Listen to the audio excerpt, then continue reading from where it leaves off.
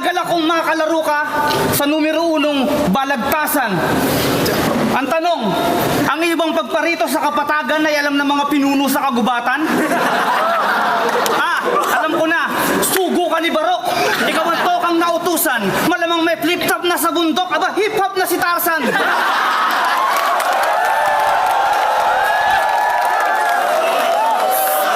Sinungaling ka kung sasabihin mong mas magandang lalaki ka sa akin. Ayan.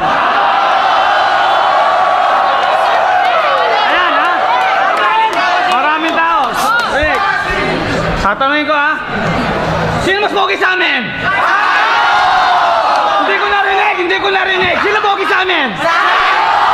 Oh, alam ko naman nyo. Alam ko naman nyo.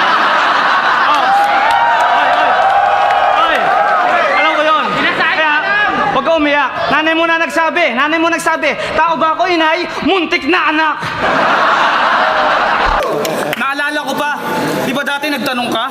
Sabi mo, Saito, paano ba sumali sa flip-top? Sabi ko, tanong mo kay Enigma. Gumawa ka ng paraan. Nakausap mo siya. Sabi mo, boss, paano ba sumali sa flip-top? Sabi na, masyado kami busy ngayon. Ganito, tatanungin na lang kita. O, sige. Ano mas malaki sa barangay? Sumagot ka, city ba? Very good. Sige. Huling tanong. Ano mas malaki sa city? Hindi mo ba nasasagot? Tuwang-tuwa ka na. Gusto mong mapasigaw kasi alam mo, tatama ka eh. Di ba? Bumuntong hininga. Inulit ni Enigma. Ano mas malaki? Inulit ni Enigma tanong, ha? Ano mas malaki sa city? Sumagot ka excited. Mas malaki sa city? Utson, maybe. Gis, unsi.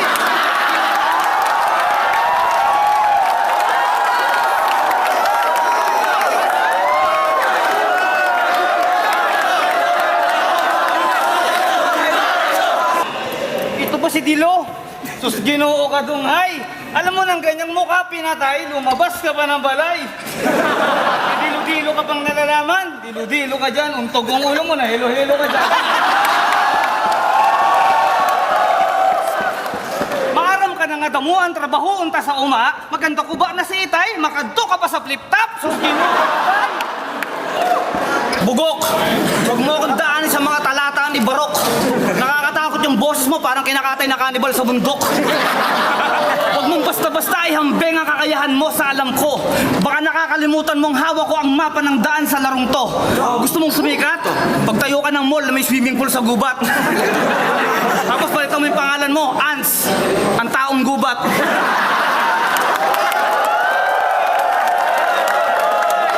Si Delo artistahin, hawig ni Agamulak. Yung ilong mo, try mo, salpakan mo ng bulak. Akyat ka sa building, tas bigla kitang itulak. Nung baby pa si Delo, dumidede sa aso. 5 years old, may trabaho, taga-jakol ng kabayo.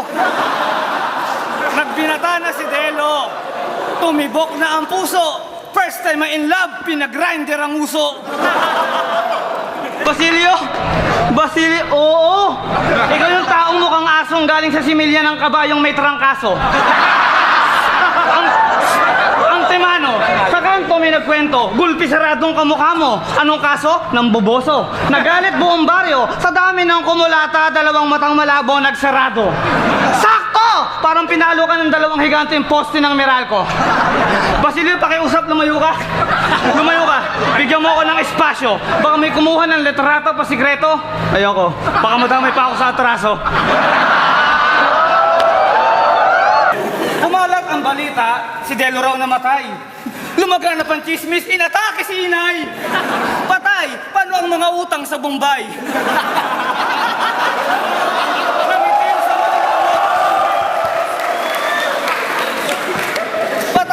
Paano ang mga utang sa Bombay? Nangitim sa maling gamot ang ipinasimento mong pilay.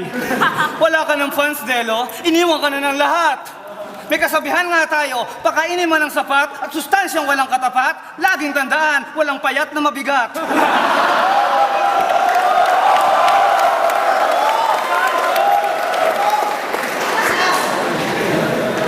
Nagpunta ako sa Indang 13. Yung mga halaman malalago. Sa kakaisip ko sa mukha mo, lumabas yung kakambal mo. Sabi niya, Tok.